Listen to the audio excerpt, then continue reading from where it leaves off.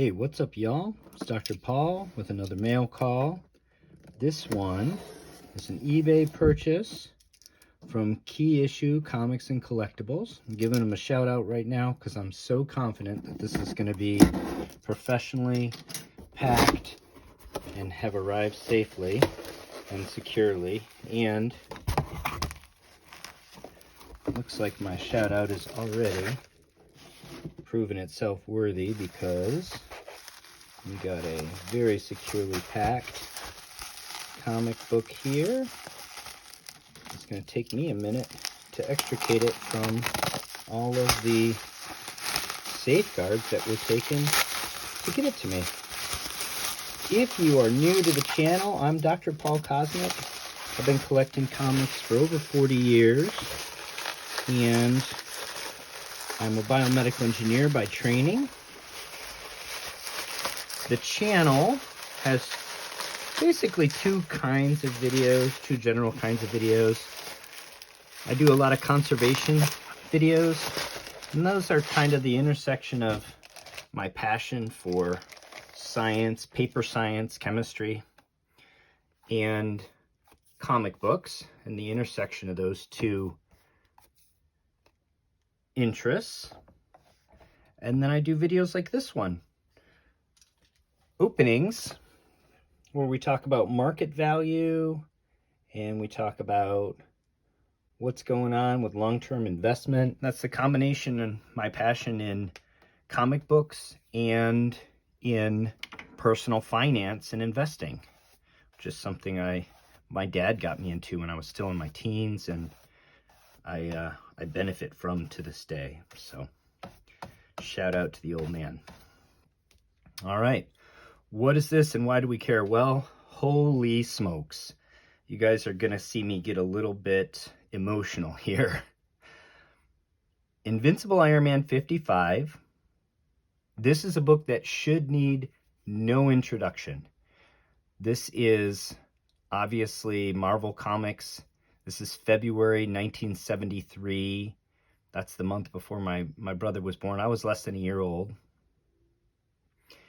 First appearance of Thanos. First appearance of Mentor. First appearance of Drax the Destroyer. First appearance of Starfox. First appearance of Kronos. And first appearance of the Blood Brothers.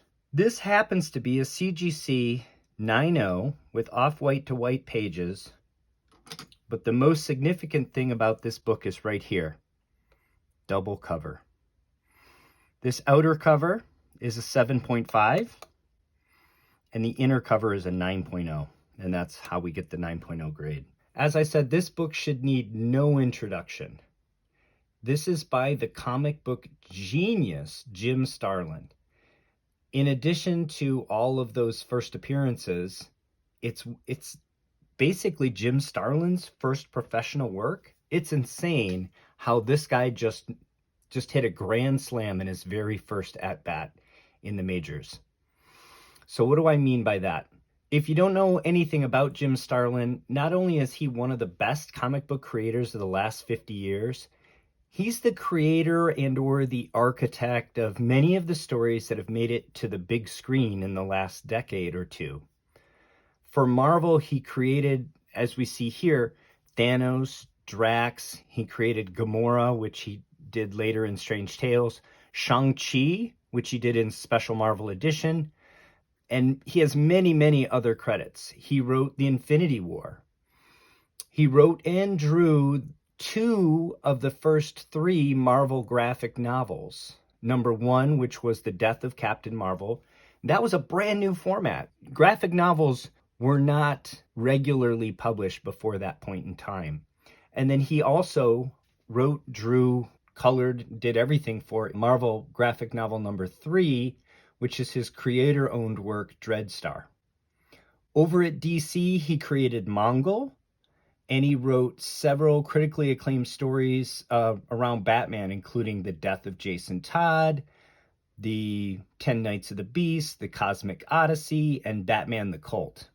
Iron Man number 55 is super interesting because, as I mentioned earlier, it's basically Jim Starlin's first at-bat in the majors. He does have one credit for doing finishes on an issue of Spider-Man. I'm not entirely sure what that means, if that's inking or if that's between a rough pencil and before an ink.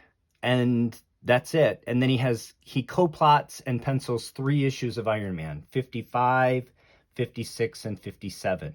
What an incredible start. Right out of the box, like I said, he hits a grand slam. He creates Thanos and this entire universe, Drax, Mentor, Starfox, and of course, 40 years later, Marvel turns them into box office smashes, right? And we just saw, of course, Starfox at the end of the Eternals movie, so this is going to continue. I don't think Thanos, even though he's dead in the MCU, Marvel's not done with Thanos, right? Thanos is going to continue to be an incredibly popular character because he's so complex, right? He's not a simple maniacal bad guy. He's somebody that you can relate to or at least understand. And that's why it's such a compelling story and he's such a compelling character. This particular copy, as I mentioned, is super interesting because it has a double cover. We've covered double covers on the channel before. I'm a fan of them, and so I purchase them from time to time, especially if they're key books. Double covers are generally it's a pretty rare printing error, although some issues are known for having higher occurrence of double covers than others. So for example, maybe there's not a single known example of Iron Man 54 with a double cover. I'm just making that up. I don't know that that's true, but that might be true. And then maybe there's a few dozen that snuck through for Iron Man number 55. So it does happen to be a phenomenon that, whether it's the rollers are sticky or how exactly the printing process ends up with a double cover, I'm not sure. But it does have a pattern of occurring in certain issues with a bit more frequency, and then in some issues not at all. That being said, it's a very rare printing error. It's got to be 1 in thousands, because just for example, I have a personal collection. My personal collection is 60 long boxes. I found one double cover naturally in my life where I actually just purchased a comic and it happened to be a double cover. So they're very rare. This book was printed prior to the adoption of the UPC for the direct market. So there's no newsstand versus direct market variants for this book. So there are 3 variants. There's the regular newsstand, which is this one. There's a pence variant that was distributed in Great Britain. And there is a Mark Jewelers insert variant for this issue as well. Double covers are rarer than Mark Jewelers. They're rarer than pence. They're actually a pretty rare error. But there's also a lot less demand. There are fewer knuckleheads like me that are looking for double covers. So when you weigh out the supply versus demand, they don't command a huge premium, double covers. I like to look for double covers, especially on key issues. And I think on key issues, they do tend to have a premium attached to them.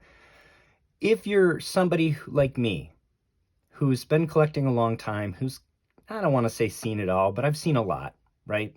You want to be able to find books that are rare, that not everybody's seen. If you're going to collect Invincible Iron Man, the first 100 issues, or if you're just going to collect keys and you want the first Thanos, you want one that stands out from a crowd. You don't want just the regular Iron Man 55. So you want either a super high grade, or you want the Mark Jewelers, or you want the pence copy. The pence typically sells inexplicably to me at a slight discount to the regular one.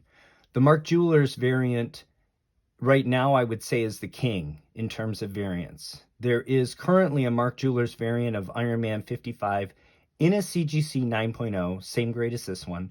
It's being offered on eBay for $3,500. Of course, that's the offer. That doesn't mean it'll sell for that. That's approximately double the fair market value of a non-Mark Jewelers Iron Man number 55. I don't blame the seller for wanting that much money for such an important key in a Mark Jeweler variant. So I think it's reasonable for them to ask that. We'll see, if it ever sells or what it sells for. This book is considerably rarer than the Mark Jeweler, but again, there's less demand for it.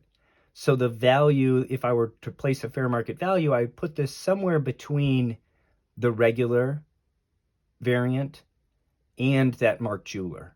Where exactly is up to the eye of the beholder on any given day. Again, this is something, it's kind of a niche collectible. But for me, I love having the rare variant of something, and a double cover Iron Man 55, first Thanos in a CGC 9.0 is just exactly my sweet spot for collecting for my personal collection. Overall, and this is why it's so important to get one of these rarer variants if you're a discerning collector, this is not a rare book. There are over 5,000 total copies in the CGC census, and there are over 700 signature series copies in the census.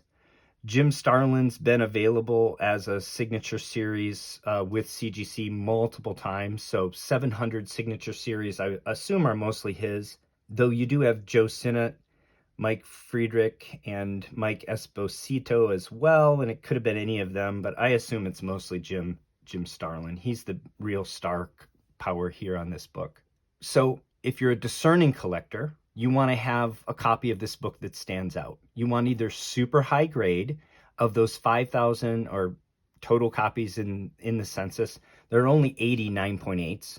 So that would be one way to really stand out with your copy. Or get a Merc Jeweler, as I mentioned before, or possibly a Pence variant.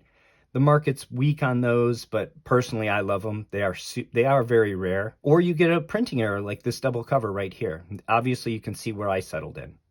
The fair market value of the standard edition in a 9.0 is $17.50 plus tax and shipping. And I always want all my collectibles to be well bought. So when I buy double cover comics, I try to purchase them for around fair market value as if they weren't double covers, so I'm not really paying a premium for the fact that it's a double cover. It can be difficult to buy them at those prices for key books, but not impossible if you're patient.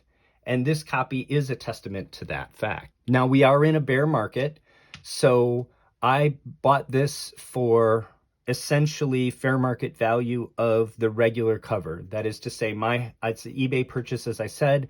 My high bid was $17.28, so $1,728. That's right in line with the fair market value of a CGC 9.0 at $17.50.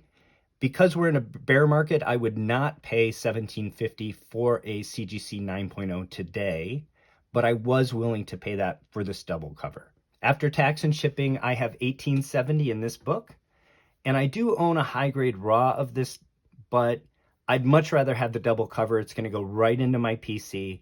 I'll probably slab my raw copy and offer it for sale to offset the costs on this beauty. As a discerning collector, I'm always looking for ways to upgrade my PC and or add some rarity to it that other collectors haven't seen. When you get together with other collectors, most of them have a Hulk 181, or they've seen it, or they have friends that have it. To differentiate yourself, you want to show them a Hulk 181 with a Mark Jeweler, or a super high grade or something like that. So this is sort of, second level or next level collecting, when you start to really differentiate your collection, your PC, and you start to be really discerning and discriminating about what you'll put into your PC and what becomes just kind of trade fodder that you're happy to move on to somebody else so that you can find something like this that's maybe not truly unique, but close to it. Something that the other collectors have not seen before. I just couldn't be happier because of that to add this Bronze Age mega key in a high-grade double cover to my personal collection. So I hope you enjoyed this video on the significance of this comic, Jim Starlin's contributions to comic books and the comic book movies that we all love, the ins and outs of collecting double covers and other error comics, and what the fair market value of them might be. Obviously, I think everyone should have a copy of Iron Man number 55 in their comic book collection. If you consider yourself a serious comic book collector, you should own a copy of this book. There are reprints available. It's affordable for everybody at whatever price point you can get into it. The current bear market has made these more affordable all across the board, up and down the different points that you would enter into the market for an Iron Man number 55. So until next time, happy hunting and take care of one another.